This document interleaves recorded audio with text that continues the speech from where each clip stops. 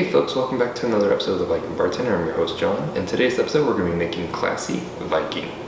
Now, there's no real meaning to the name in particular, but I will say in the Viking eras, Vikings did have traditions like we do in today's modern time, but their traditions were a little bit more different. They had rituals, and how they buried their deads was a lot different than what we do today.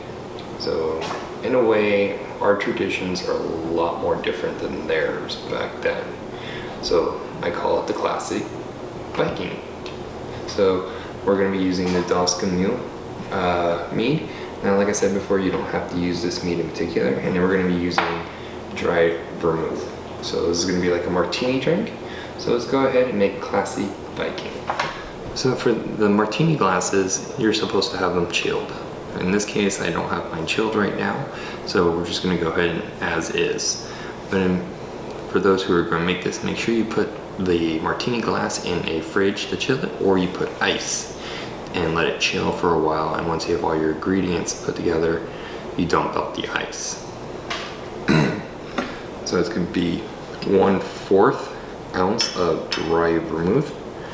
Now, when I taught my students, I usually have the ice in here and I will pour the dry vermouth, and then once everything's made in the shaker, I dump the ice, and the remaining dry vermouth will be the 1 drop. But in this case, since I don't have the ice, and since 1 drop will be 1/4 ounce. So we're gonna go ahead and put the 1/4 ounce in there right now. Then we're gonna put 3 ounces of mead into the shaker.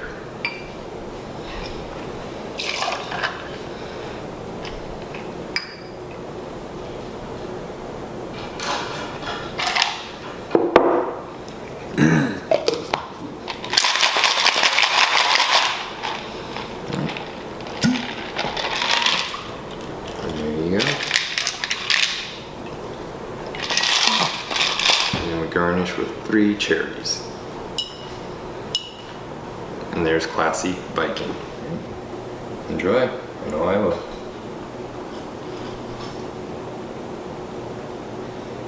So it's kind of like drinking a martini, but instead of it being gin or vodka with just dry vermouth, you're using mead instead.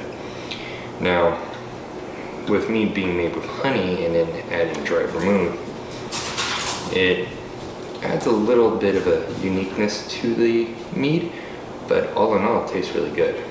So, see you next time.